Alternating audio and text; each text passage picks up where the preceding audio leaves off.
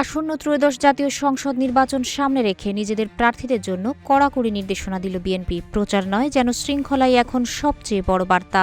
BNP মনোনীত ধানের শীষের প্রার্থীদের প্রচারণা সংক্রান্ত ৭ দফা নির্দেশনা দিয়েছে বিএনপি।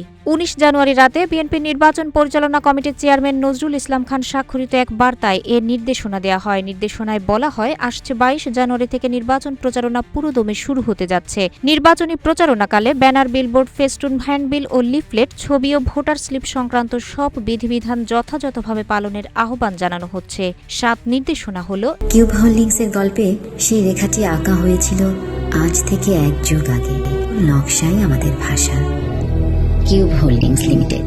১. ব্যানারের সর্বোচ্চ পরিমাপ হবে ১০ foot by ৪ foot, billboard ১৬ foot by ৯ foot, festoon ১৮ inch by ২৪ inch, handbill বা লিফলেট ৮.২৭ ইঞ্চি বাই ১১.৬৯ ইঞ্চি, ছবি ৬০ centimetre by ৪৫ centimetre, voter slip ১২ centimetre by ৮ centimetre. ২. নির্বাচনী প্রচারণার ক্ষেত্রে কোনো প্রকার পোস্টার ব্যবহার করা যাবে না। ৩.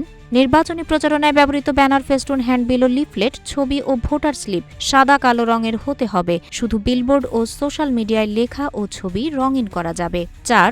ব্যানার, হ্যান্ডবিল ও লিফলেট এবং ফেস্টুনে প্রার্থীর প্রতীক ও নিজের ছবির সঙ্গে কেবল তার বর্তমান দলীয় প্রধানের পোর্ট্রেট ছবি ছাপাতে পারবেন। ৫.